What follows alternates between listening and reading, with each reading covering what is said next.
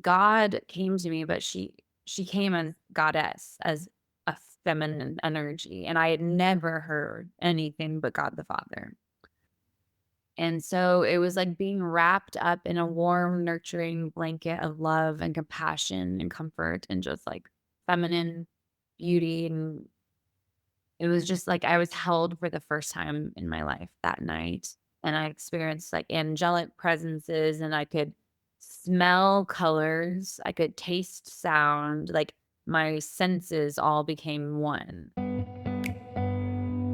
If you're ready to discover hidden wisdom and power deep within, learn how to lead from your heart and soul, and have a direct experience of the energies of life with your own body as the portal, you're in the right place. I'm your hostess and feminine embodiment coach, Michelle Lynn.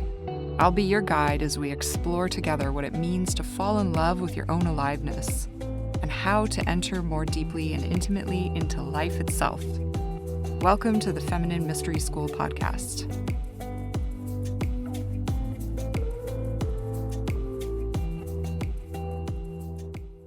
Welcome to the final episode in this Mapping the Descent series. These are conversations devoted to those moments when life undoes us, remakes us, and calls us into the holy territory of transformation. Today's guest is my dear friend, Amy Ray, a soul doula, Gene Keys guide, and someone who truly embodies the mythic feminine path. Amy walks us through her descent into the deepest shadows of addiction and suicidality, all the way through to a mystical encounter with the goddess in a bathtub that changed everything. With that said, we do touch on the topic of suicide in this episode, so make sure you're resourced before listening. This episode isn't just a testimony, it's a remembering. It's an initiation into the possibility that your darkest moment could be the threshold to your sovereignty. We talk about spiritual awakening, embodiment, the return of the feminine face of God, and why mystical experiences alone aren't enough. We need to bring them home to the body, to the breath, and to this messy, glorious human life. Whether you've felt lost in your own dark night, or you're seeking the sacred in your suffering, this conversation offers both torchlight and tenderness. Let's dive in. Welcome to my dear friend, Amy Robinson. Amy, hi, welcome. So great to have you. Thanks for having me. It's an honor. I would love it if you could introduce yourself so that everybody knows who you are, what you're coming into this conversation as and with. Yeah. My name is Amy. I recently took on a different last name, Ray, which means king. And maybe I'll weave that later into the story. And yeah, I've been on a journey of healing, of reclamation, deep embodiment for 10 years now, just over 10 years. I grew up in suburbs outside of Dallas, Fort Worth, Texas. And see, I grew up in a relatively normal, stable environment, but I was born into my body with a nervous system condition that made it very uncomfortable to be in my body, like very uncomfortable. Went to doctors, when I was younger, trying to fix it and understand it, and even had surgery, tried many different pretty harsh techniques to make it go away, and nothing worked until when I was 16, I found alcohol, and that worked. So I began a journey deep into the depths of addiction. At 16, I finally was able to be present in my body, or what felt like presence in my body. And I was a blackout drinker. I would drink to blackout pretty much every night. So I was finally free from the discomfort, free from the pain. My whole life, I felt was just very heavy. Ever since childhood, I'd had suicidal ideations. Just like a dark, heavy cloud was wrapped around me, and now I have understanding of what that was. But at the time, I didn't. It just felt like I didn't belong here on this earth, and life was too hard and too uncomfortable. And I just preferred to escape it at any cost. And that looked like escaping in my mind first until I found the substances. So I always say I was an addict before I ever found substances. So then, started with alcohol at 16, progressively got messier and messier, started getting in trouble, in legal trouble, end of junior or going into senior year, I guess. Still made it to college. That lasted about 6 weeks. Being in a college environment when you're blackout drunk is definitely not supportive to a young woman. And so after that, I actually ended up I think my parents gave up at that point and let me go to LA because they were like, "Well, if Waco, Texas didn't fix you, then maybe we'll just send you to LA." So I went to fashion school in LA, and then I went to beauty school in LA.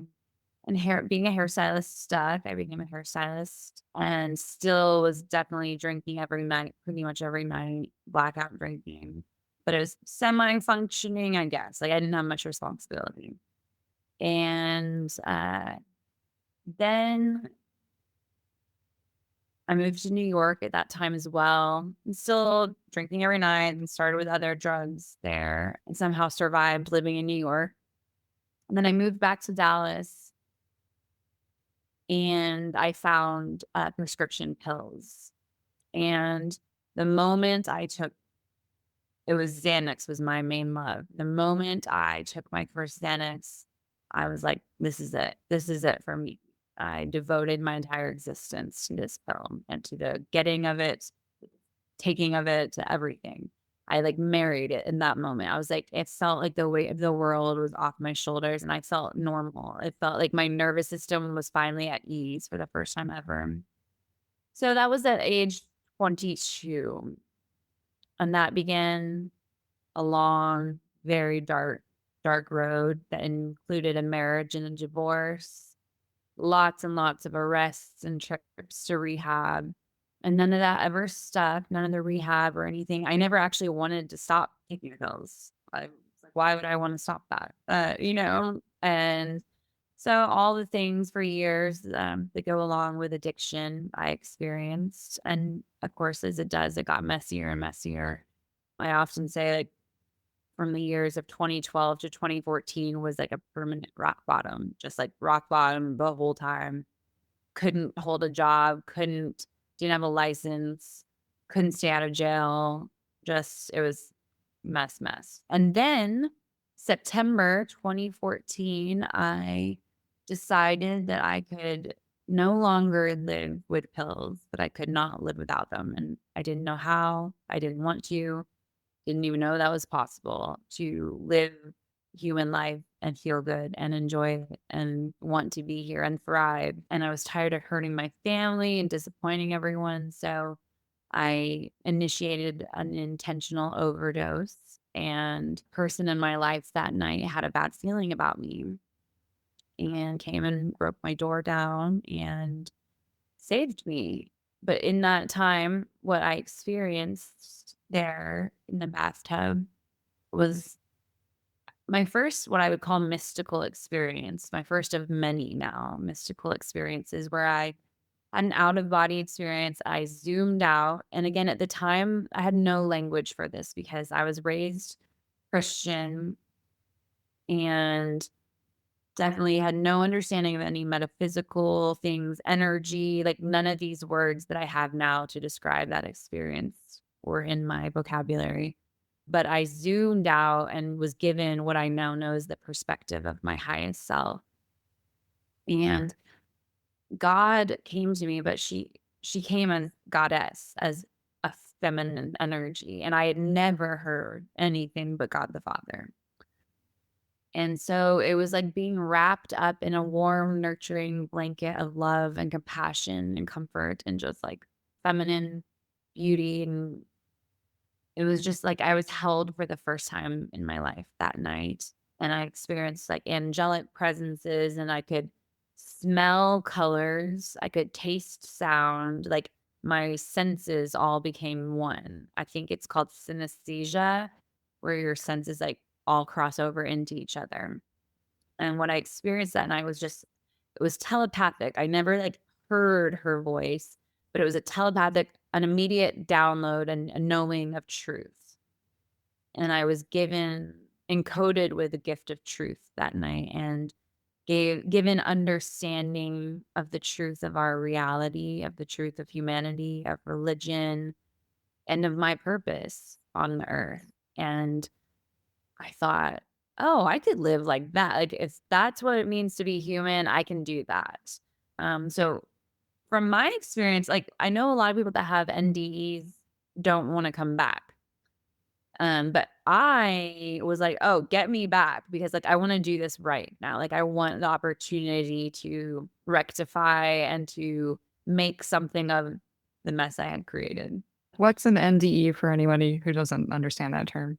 An NDE is a near-death experience, and I still don't know. I don't know if my heart actually stopped because the doctor said what saved me that night is that in all the pills I took, which was probably over 100 pills that I had in my house, took them all. I would say about 15 of those were Adipex, which is a prescription diet pill. And they said that either kept my heart online or started it again. So, but whatever I experienced was a death of the ego, a death of the old self, an out of body experience. So I was like, oh, I want to go back. And she told me that I had a big, purpose and mission and that I was to help people find God within their being. So when I woke up from that, I was, being pulled out of the bathtub and taken to the hospital. And I came back. It's like I came back with a new consciousness, a new frequency of truth pulsating in me. And I still came back to the same mess, the same personality, the same thing I had created. So it was like I was upset that I was still here. I was like, I can't even kill myself right. Like, I don't want to be here. And so it took a while, like, but I did come back immediately obsessed with holistic healing. I was obsessed with like the spine and yoga and meditation and breath and essential oils and all the things. It was like the rabbit hole. I'd been thrown down a rabbit hole of holistic healing, all to which I was previously completely unaware existed. And somehow I just knew about it all of a sudden. And I also, the difference after that, I felt supported by something larger than me for the first time ever. Like, felt supported and guided in my choices. I felt upheld.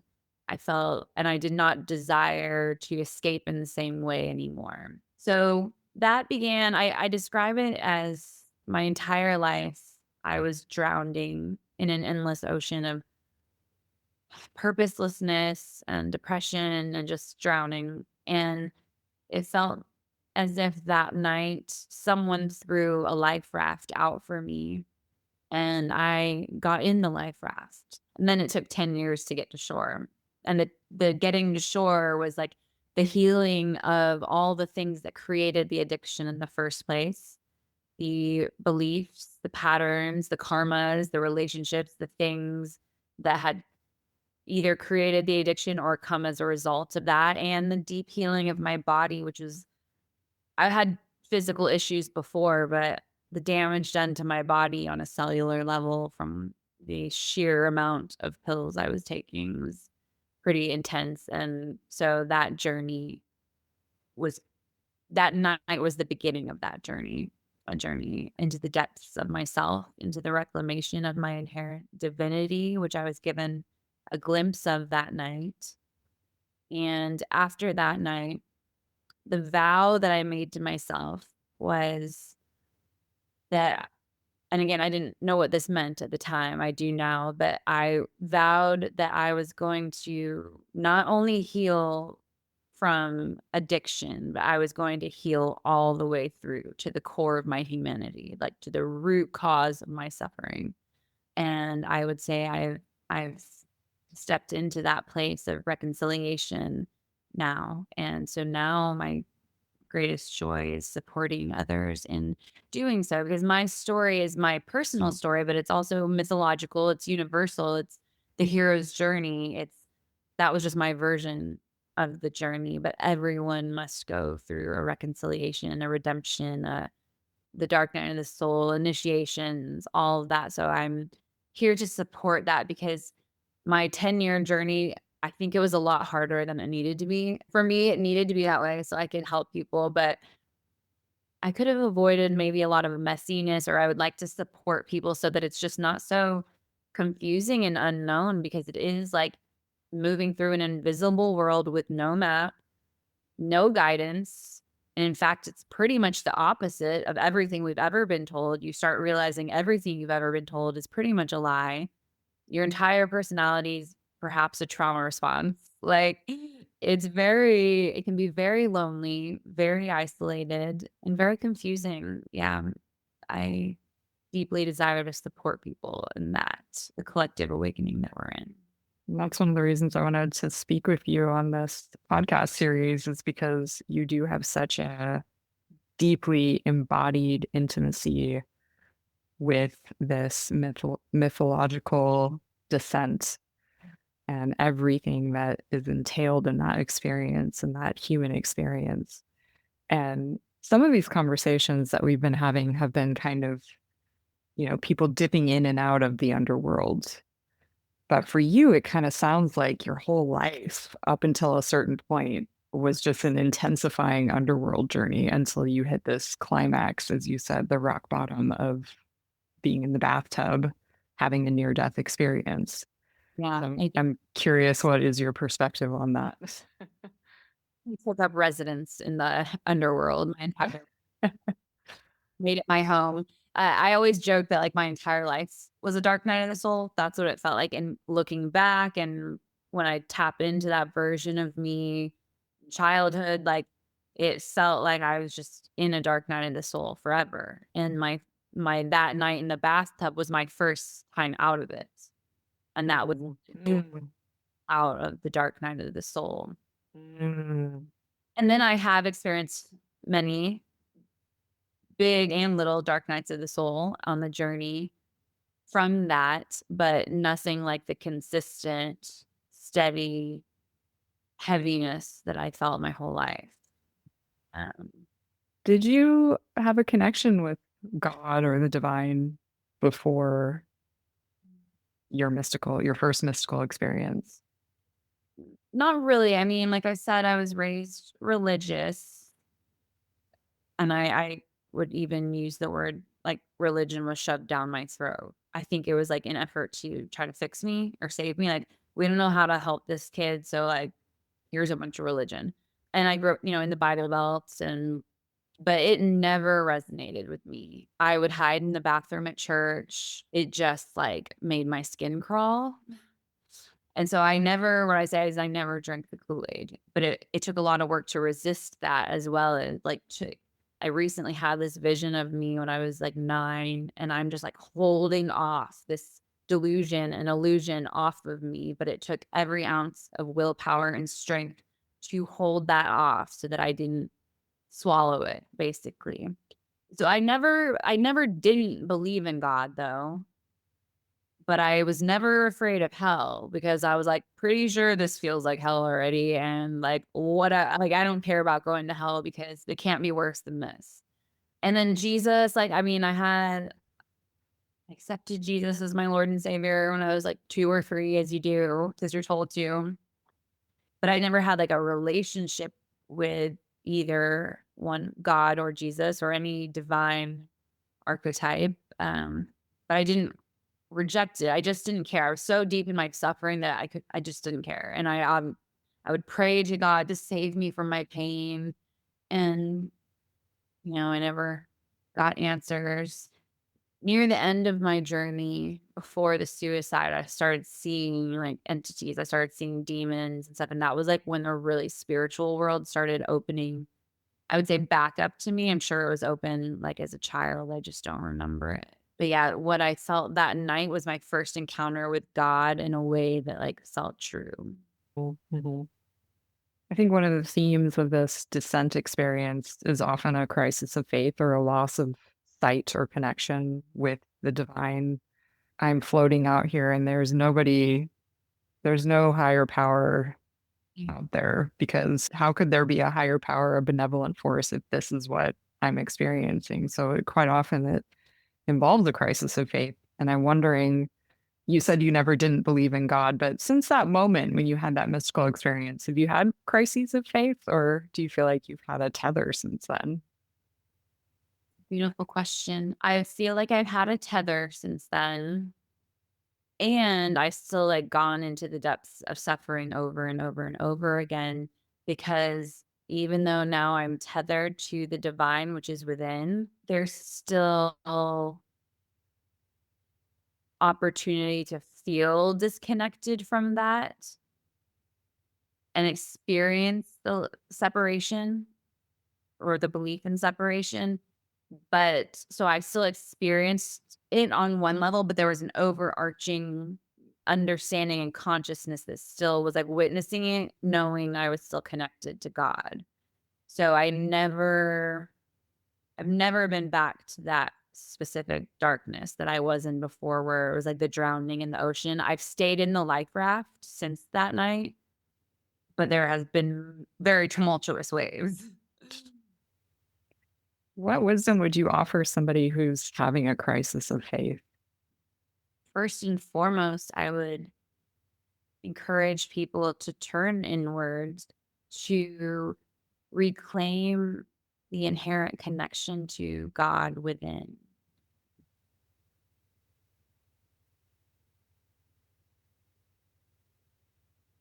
Because I would say that the word faith, as I understood it before, it was like, oh, you just believe in something you don't see. And that's faith. And you don't really actually know if it exists. So now I understand faith as like, I do know that it exists. Like without a doubt, I know that God exists. The faith comes in trusting the pattern that God has laid out. So I would recommend first finding practices or teachers or ways that connect and anchor you into that inherent knowing of God within. And then yeah, the exploration of the things that maybe throw you off or tempt you or confuse you into believing you're separate from God, to explore those things, lean into them. And I kind of teach like that suffering is the portal to liberation. The discomfort on the other side of discomfort is grace. So leaning into the discomfort, the suffering, and exploring those depths with the safety of knowing that you are always connected to God. There's nowhere so far you can go that you would be disconnected. There's nowhere so dark. There's nowhere so deep. There's no sickness. There's no age. There's nothing that can separate you from the power and the love of the divine within you. And so you're tethered to that. You can go as far into your depths and feel them and embrace them and experience them, because that was actually the reason for our human experience, is to experience the highs and the lows, and they never last forever. And so go find a way to explore and lean into them. And in that, just bringing your awareness into those dark places brings light, brings love into those unexplored places. And I also believe that, I think the Buddhists say this, but like that suffering is optional. Pain is not. Like we will experience pain as humans and trials and difficulties. Suffering is a state of mind. And that part is optional, because how you perceive something is how you experience it. And so if I perceive a certain trial through the lens of suffering, I will be, and it's being attached to that experience and being attached to a needed outcome, then I will experience a state of suffering. But what the mystics and saints and Jesus understood is that if you're not attached to something, you actually won't suffer. So it's to become the observer and to see and understand the divine pattern of God playing out in the web of life, and to embrace all of it and reject none of it. And that is how you evolve beyond the state of mind that is known as suffering. Evolve. Yeah. It's easier said than done. Definitely. Someone recently asked me about shared that they were having a crisis of faith and asked, "What do I do?" And for me, it was like the very fact that you're asking that question says to me that there's a connection still there. If you completely lost faith and you went into nihilism and nothing matters and I don't care, and maybe you do eclipse into that place at some point, and that's okay. But even just saying I'm having a crisis of faith to me says there's something, if you were to go back behind all the layers of everything that's happening, there's still a seed of connection there with the divine. And one of the things I'm hearing you saying is curiosity. Yes. Yeah, curiosity plays a huge part in it. I think that keeps you from being attached to the suffering, perhaps, because if you are open to exploring it, you're not making it your identity. And it sounds like what Mhm. you're saying, where like if someone is aware that they're in a crisis of faith and knows that there's something other than that, then they're like still connected to it. They haven't completely lost themselves in the suffering, in the crisis. They're still Mhm. tethered, even if they don't feel like it. Because you can often like there's thousands of times over the 10 years that I had not felt tethered in a 3D perspective, but there was like a cellular knowing presence that sometimes my conscious mind could grasp, and sometimes I still like threw myself into the dark night. Mhm. And I feel like I just want a presence that if you are someone who feels like you've completely lost that connection, that's okay too. That we do, it's okay to go through moments of eclipse when our spiritual tether is eclipsed. And I think one of the wisdoms that Amy is offering that maybe could just speaking to some part of your soul right now is that you're never lost. It can just never be. There's no possible way to actually be separate from God. It's just not possible, no matter how dark things feel. So yeah, I'm curious. Sorry, go ahead. I was just gonna say, I always say like that I was a really good addict. Like the archetype of addict that I signed up to play, like I fully embodied that shit. Like fully deep down, I went to the deepest layers of addiction and embodied that. Like I did not hold back. Like, and that is what the totality of life is to fully immerse yourself in whatever role it is that like your soul signed up for this time. And so sometimes we have to go to those depths and experience what we are not to begin to transcend that. It's like they say that like you can only transcend something you've embodied. Like Jesus, you can't transcend death unless you've embodied it. You can't transcend sexuality unless you're embodying it. So I don't think I could have transcended addiction had I not so fully and completely embodied it. Mhm. Yeah. And that's getting me into this question of what is your understanding of why we experience these underworld journeys or dark nights of the soul? Why? Like from your perspective on the other side of all of this that happened to you, how do you make sense of all of that? I think we like it. Say more. Say more.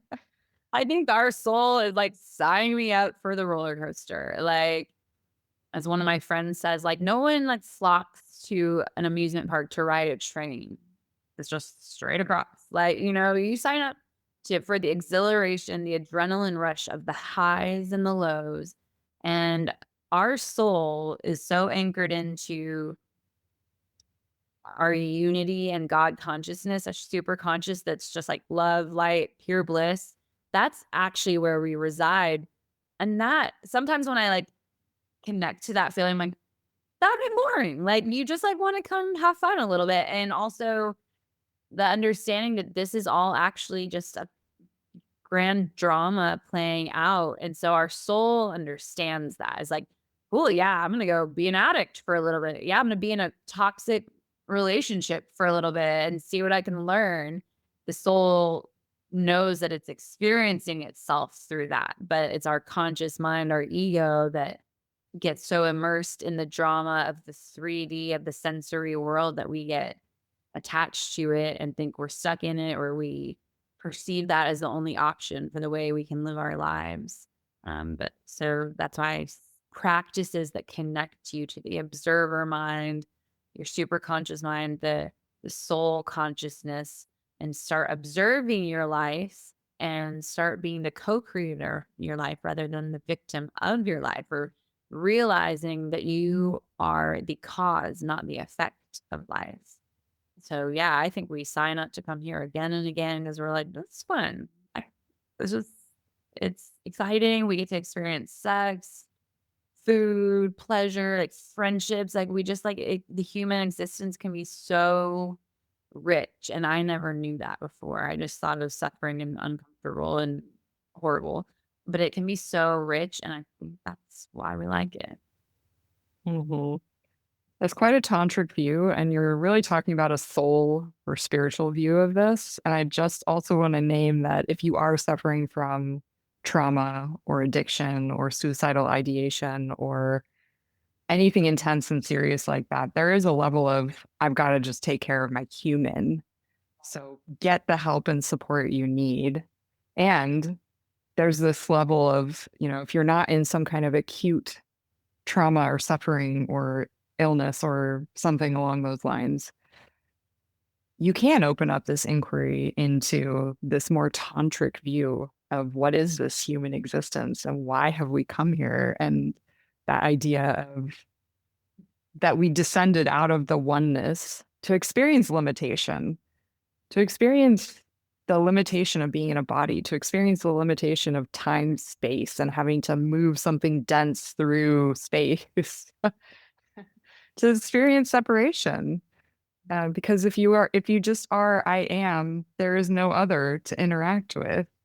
I think I've also heard one of my mentors, Carolyn Lovewell now, formerly Carolyn Elliott, who wrote the book Existential Kink, which is a wonderful book on this subject. If you're curious to dive into more of this type of a teaching, it will really expand your consciousness around this tantric teaching that maybe we like this. She also says all you have to do is open up Netflix to see what we're really truly interested in. Netflix is full of death and suffering and taboo and kink and pain and villain archetypes and all of it, just all of it. We love that shit, really. We love that shit. We love the content of this incarnation or the aspect of deity that is alive and expressing through each of our individual consciousness. Just loves the content of our lives. Yeah. So Yeah. yeah.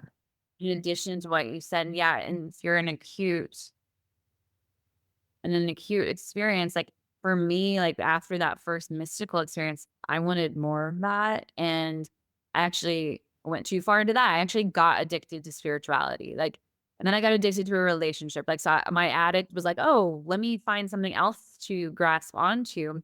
But my biggest part of my journey has been like, there's a phrase, I think it's again a Buddhist phrase. It's before you're enlightened, chop wood, carry water.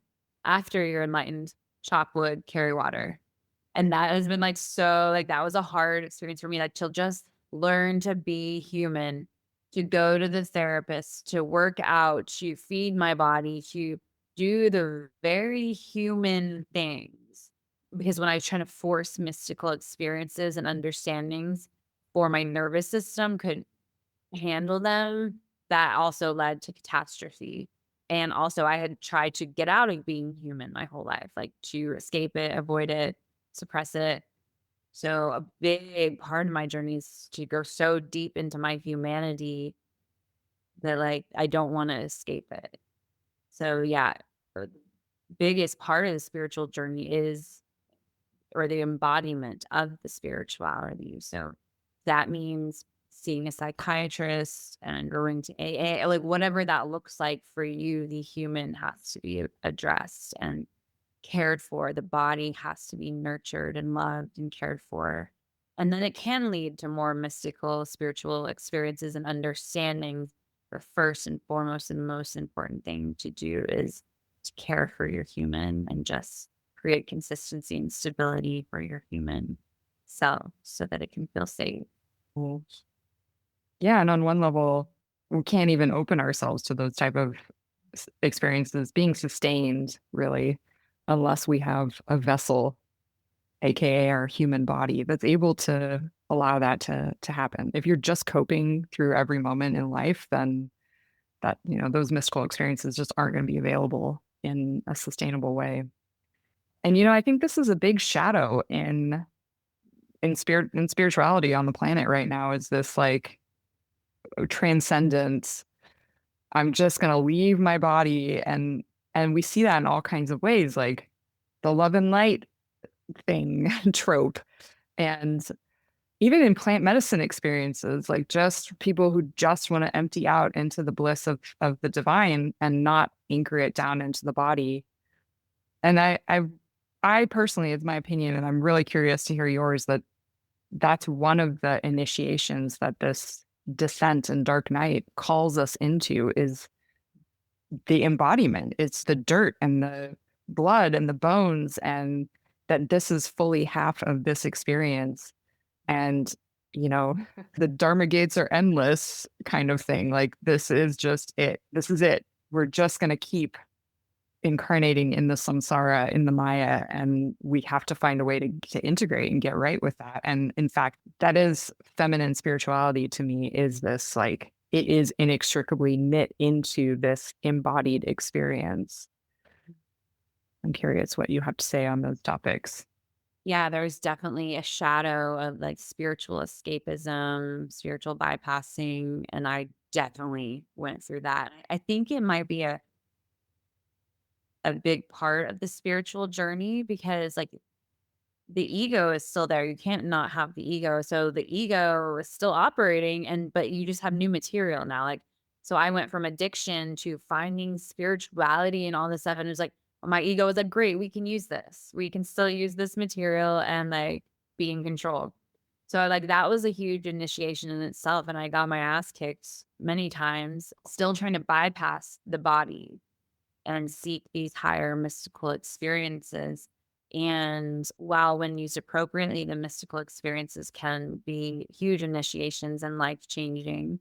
Again, yeah, we're not meant to exist in that space all the time. And the joy and the sheer joy of what it means to be human and alive has to come through the body. And in my tantric understanding, it's like in a lot of practices, the body is seen as a source of suffering. And that's certainly what I was kind of taught or was implied in religion.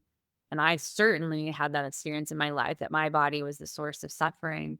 Yet in Tantra, it is seen as the vehicle to enlightenment, to now I really say embodiment more than enlightenment, but it's the vehicle that takes you there, not something you bypass or reject or disregard.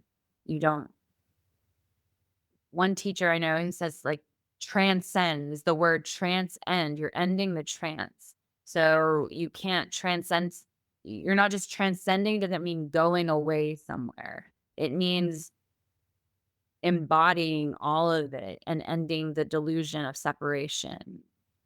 So, to fully embody your body, to fully inhabit your soul, to fully merge all aspects of self, the ugly, messy, painful parts and the high spiritual, mystical, fancy, beautiful parts, like all those need to be included. I mean, Tantra is the principle of non rejection. So, like, it's all welcome, it's all beautiful, it's all needed.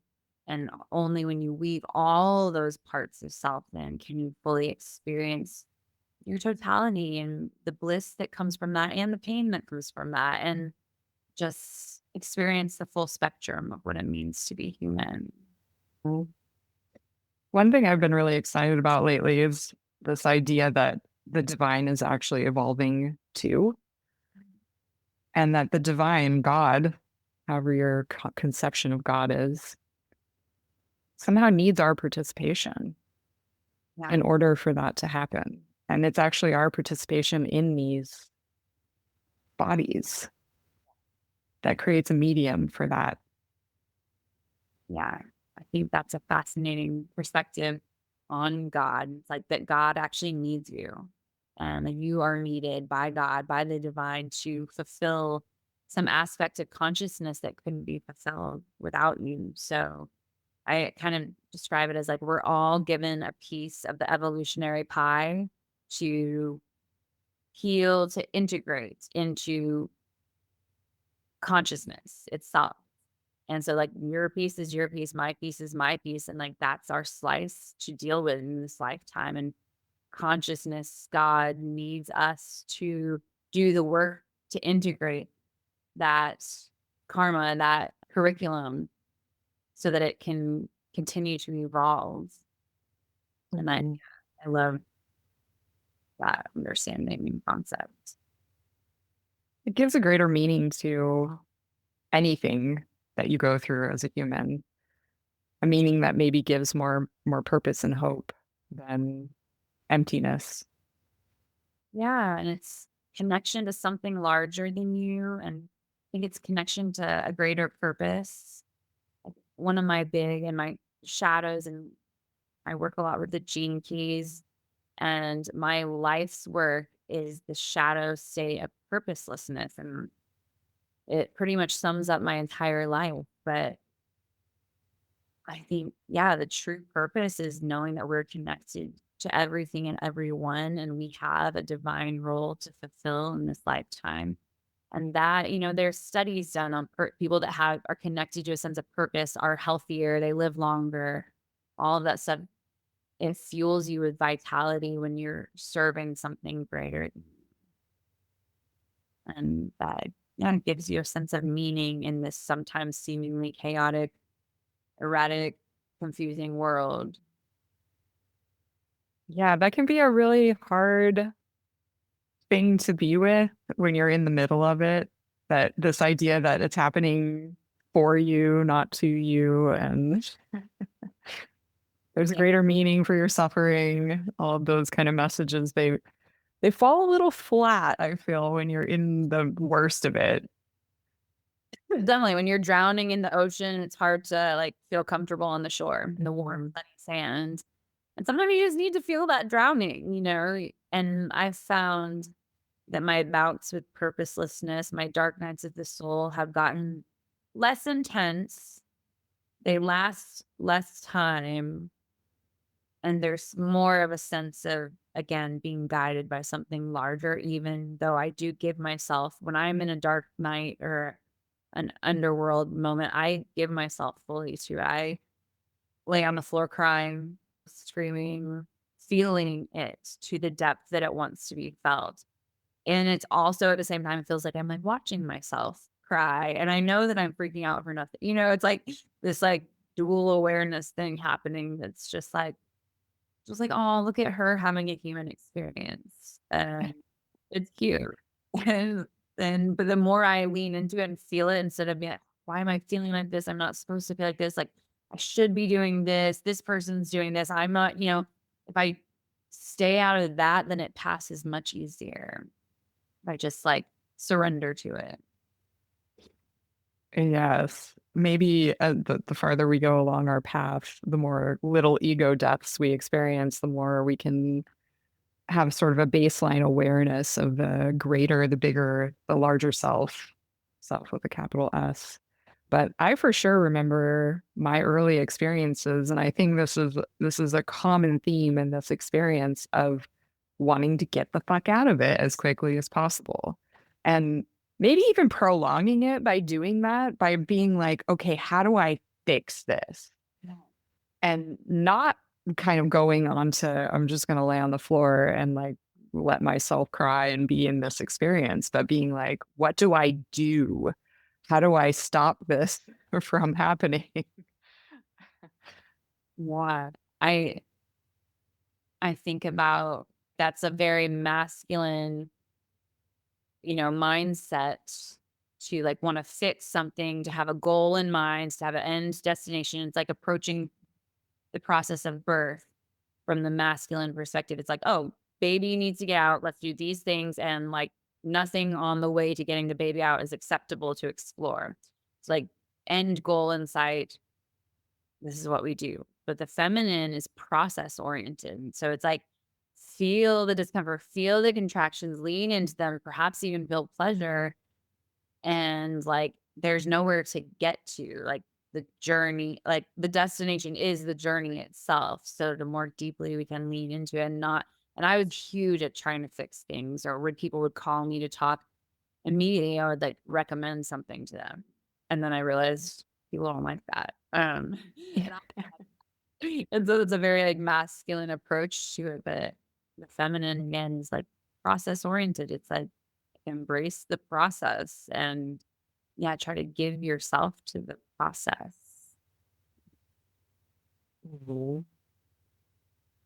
And then, of course, then you find there's a healthy balance between the masculine approach and the feminine approach. You make dance together in a beautiful way, but we're not really taught the feminine approach.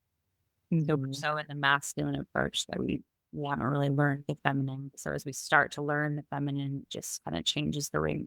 Mhm. I wonder if you wanna say some things about this idea that there's a feminine reclamation that's happening collectively and individually for a lot of women too.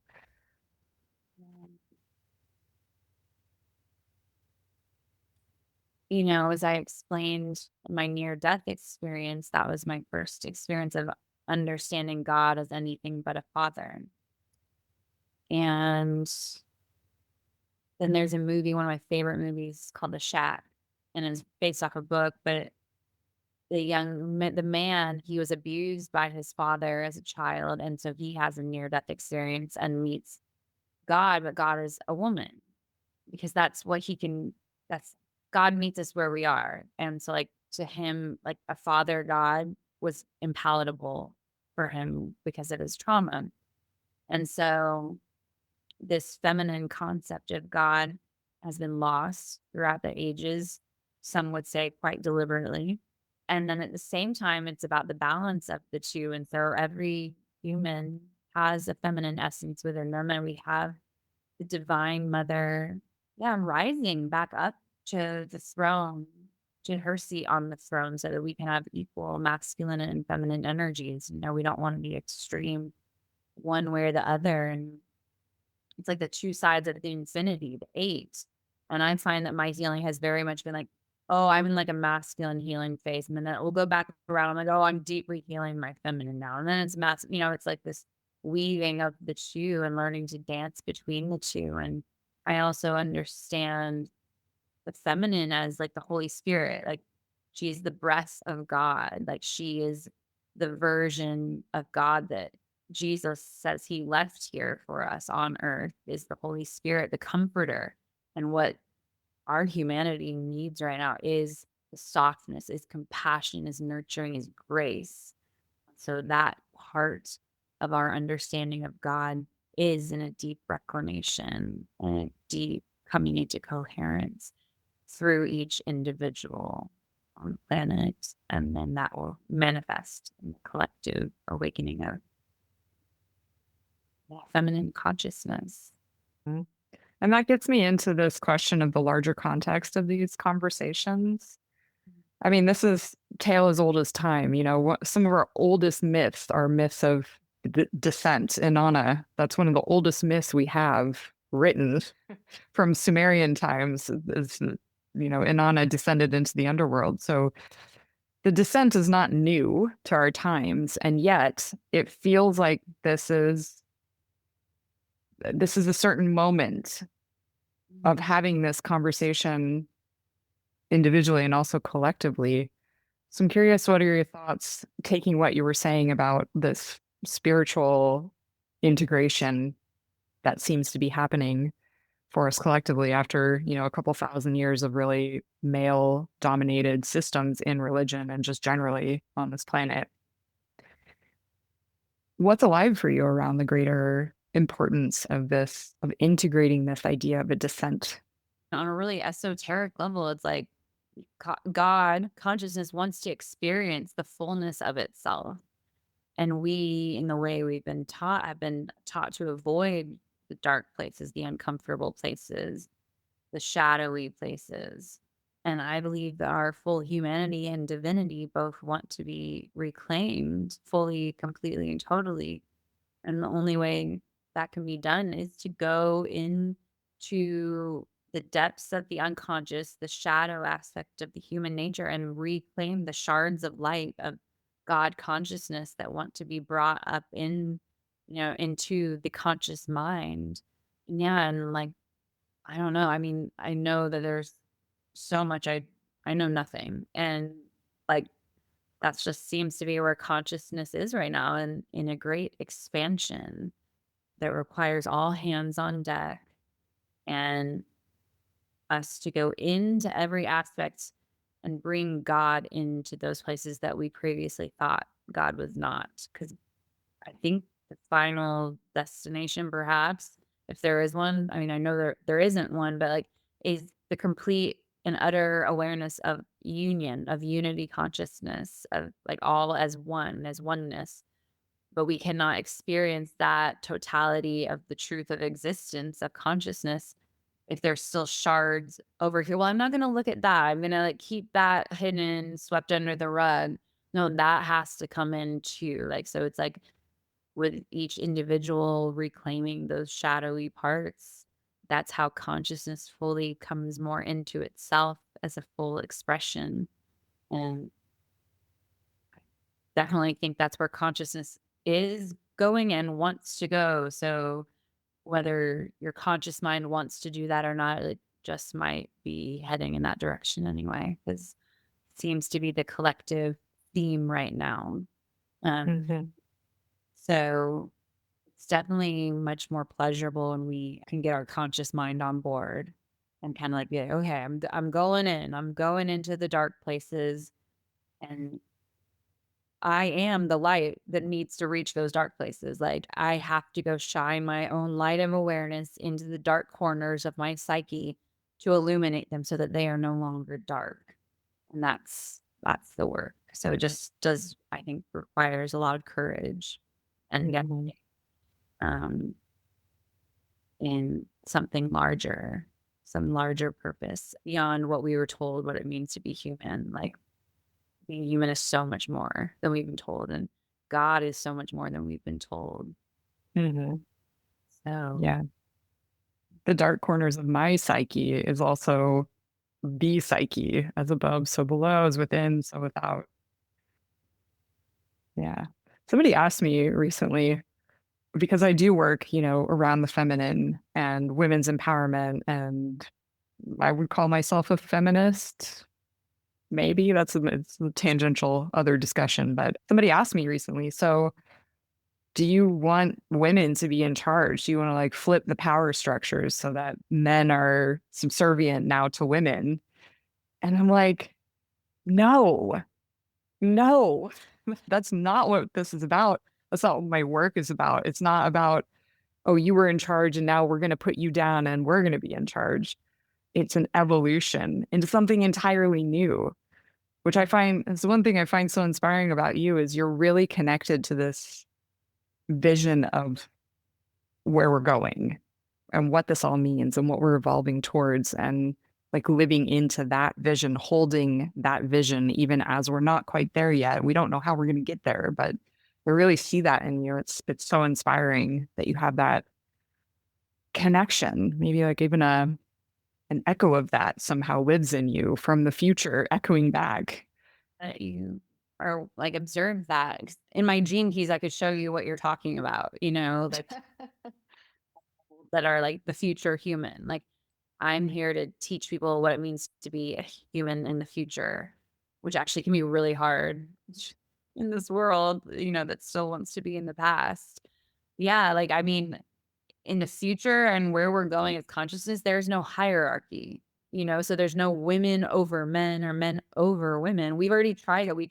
To my knowledge, we tried to have a matriarchal society. And then that's where patriarchy came in, was like, no, we're going to rule. And now it's like, okay, neither of those ways worked.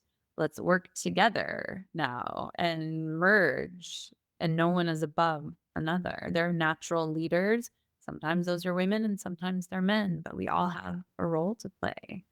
It's no one, dominating another. Mhm. Yeah, that's still like a very old world view. to see, to think that. Mhm. Yeah. It's still viewing it from the patriarchal era that there's a hierarchy, somebody's on top and other people are below. And we're evolving past that. We're evolving into, we had the era of the mother, maybe. Ancient spirituality was very earth-based and very goddess-based. And we had the era of the father. And now we're moving into the era of the child. The era of the child is the product of the integration, literally the sex magic of the feminine and masculine coming together to birth something entirely new, a new integration, a new synthesis. The union of the opposites where no part is left out. Yeah, that's a beautiful way to say it. So, what wisdom would you speak into the experience of a dark night or a descent from your perspective on the other side of it?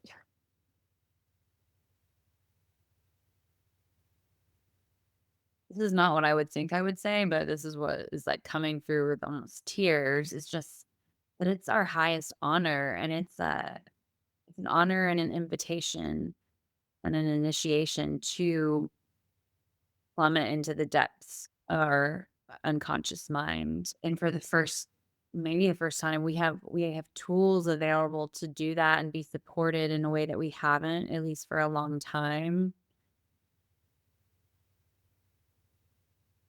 So yeah, it's actually, I think avoiding that is actually one of the root problems of our society. Is I think I'm very into like rites of passage. And one of the things I see missing for like young teenagers, like young women, young men, is like the lack of a rite of passage that never helped them psychologically move from child to young adult to matriarch or patriarch. That lack of rite of passage and the dark night of the soul, the descent, those are inherent psychological rites of passages. And those like are what evolve our psyche into the next phase of our being. So that's why I speak to embracing them, because like without them, we'd be stuck in this, like, lower level first grade consciousness, which you see a lot of in people. Like, just because someone has a mortgage and a child and a college degree does not make them an adult. Like, psychologically, they might still be a seven-year-old. And so these initiations, these rites of passage, these dark nights of the soul are our opportunity to expand into a greater version of ourselves, our next level, or a higher, grander vision ourself that exists, but the underworld, the unconscious must be traversed in order to transcend it. So yeah, I would say that it's an honor more that you can. And I know, like, I would not have said that up until maybe even today. Like, in my darkest nights, I would have never said that. But now looking back, that's the gift of hindsight, different vantage point now that I have. But like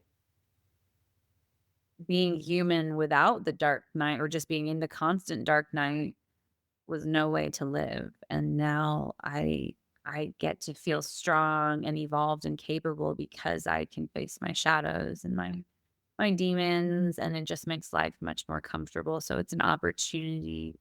It's an opportunity. Mhm.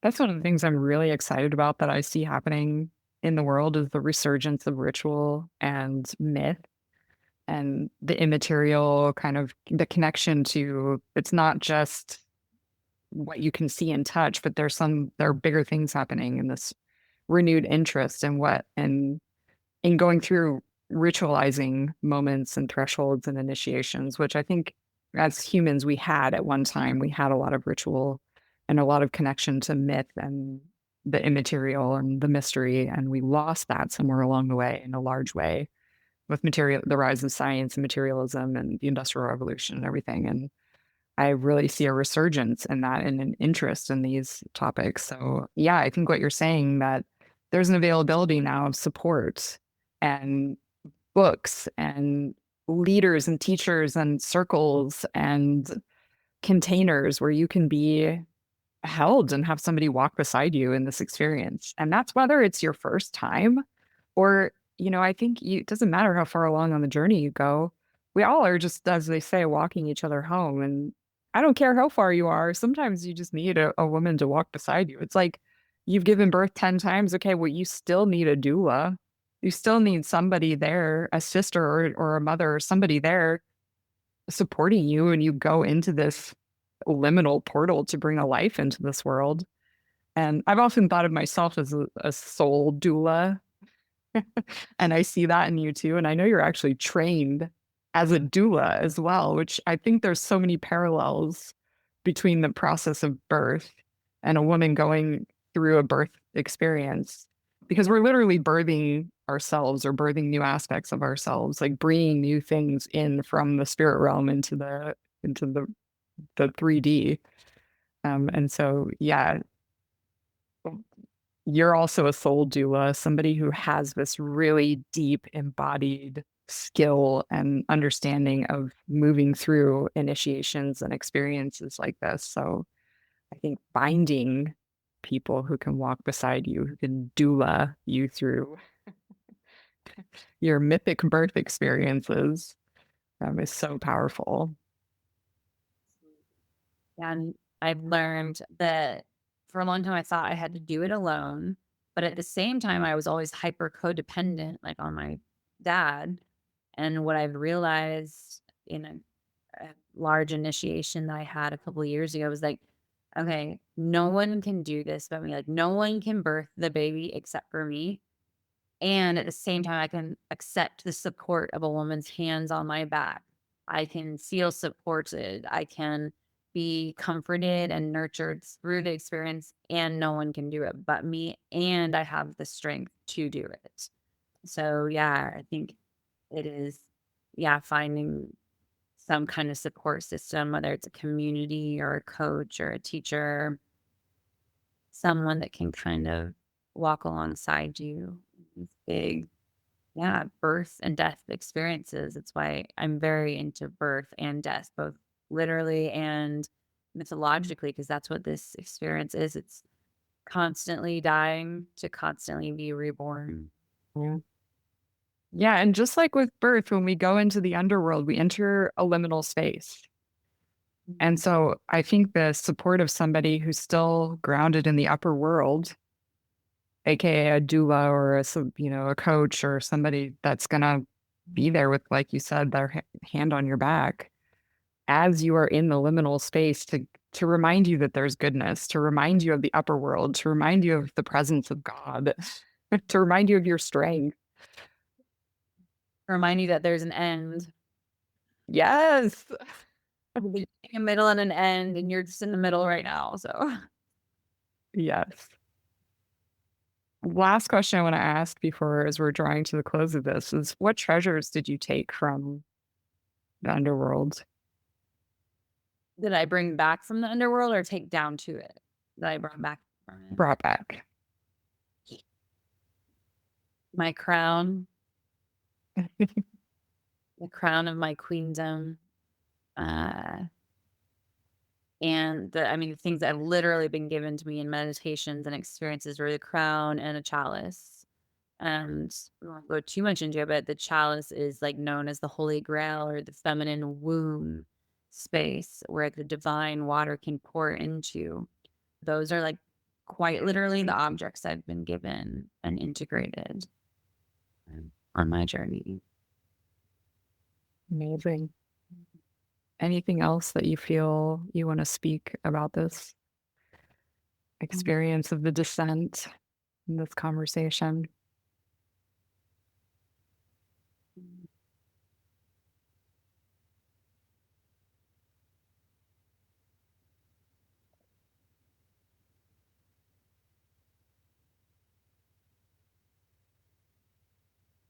Yeah. Again, I would just say embrace, try to find a way to embrace the process and cultivate trust in yourself and simultaneously trust in the divine plan that is unfolding through you and as you.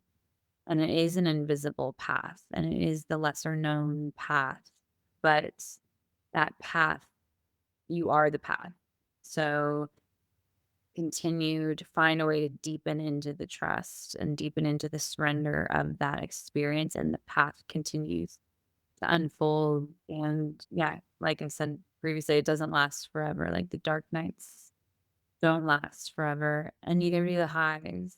And try to find a way to find practices and people that will support the ability to dance between worlds, dance between the birth and the death, the masculine and feminine, the dark and the light, establishing what the yogis call equanimity. That your worthiness is inherent in your divinity, in your experience of being human. Your worthiness is inherent in your existence. So finding a way to anchor that in, to just completely give yourself to this human experience is the antidote for our times. Powerful wisdom. I would love for you to share how people can get in touch with you and connect with you. I know you do a lot of different things from birth work to coaching. And one of the things that you do, I know, is gene keys, which I think I don't know as much about the gene keys as you do. I'm only just starting to get down in that rabbit trail. But as I understand it, the gene keys is a way to help make sense of some of these alchemical experiences that happen to us in life, because it's kind of that blueprint of what is the curriculum my soul came here to digest and understand and move through into, divine grace and divine truth. And I know you work with people on the gene keys and help them understand more about what their soul came here to do. So share with us, how can people get in touch with you? Anything about the gene keys that you want to share? Yeah. So I do birth work. I do coaching. I help people and go through rites of passage and initiations and support people in deep transformation, transforming from old self to new self and to evolve into this higher version of consciousness that is being asked of us right now. And one of the ways that I do that is through Gene Keys readings and helping you walk through your Gene Keys. And the Gene Keys is an evolution of human design. So it's just like another tool to understand the self. And it's literally encoded in our DNA. Like our genetics, what they call junk DNA, is actually where our spiritual potential lies. And so the gene keys are a map of our spiritual potential, and they both take us through our suffering, our childhood wounding. They're like the genetic imprint on us. And when we work through those, it becomes this like multi-dimensional living, breathing map, and it can catalyze these great awakenings and initiations and epiphanies. And it can also catalyze, an experience of a pain that you maybe avoided feeling, or, an experience that you kind of just pushed away. So it's a multidimensional, full spectrum journey, but it really helps shine a light on the map. You know how you're saying there is no map to this unconscious world. But if there is one, I would call it the gene keys, because that is a very personalized, yeah, map of your genetic sequence. And you're here to unlock that. And you have latent superpowers and gifts hidden within the shadows of yourself. And so when we unlock and spend time and embrace, acknowledge and accept our shadows and our lower vibratory states, there's potential for that to unlock our higher potential. So I help walk people through their gene keys. Yeah, so you can find me either on Instagram, Illumined Essence is my handle. I'm also on there as a link to my website, which is just illuminedessence.com. I also have a YouTube and I'm starting a TikTok, but then it's all Illumined Essence. Amazing. Well, thank you so much for being here today, Amy, and for sharing all of your wisdom, for sharing your story. I know that there's going to be women out there who can find themselves in your story and find hope from the things that you shared from having gone through and all the way out the other side and beyond. Yeah. Thank you so much for your beautiful questions and the space that you hold and the grace that you bring into everything. Oh, my pleasure. All right, my dear. Signing off. Goodbye. Thank you so much for listening. If you like what you're hearing, please leave a review. It really does help get this podcast in front of more people. And come check out my offerings at embodiment-alchemy.com. If you're a way shower who wants to fully express your gifts in the world, then Force of Nature is for you. I mentor leaders, creatives, and messengers who are here to dream a new world into being. If you know you're here to lead, but want to do it in a new way that reflects your deepest held values and truths, and honors your feminine being as a source of power in its own right, I can help you. Many times, leaders and way showers feel their insides don't match their outsides. They want more clarity about their gifts and role in the new paradigm. They want access to deeper sources of intelligence and support getting unblocked so they can show up more powerfully. If that resonates, you're exactly the kind of person I do my best work with as a coach. Come check out my bespoke mentorship, Force of Nature, for women who want to move the world. The link for Force of Nature is in the description for this episode, or you can head to embodiment-alchemy.com to find out more.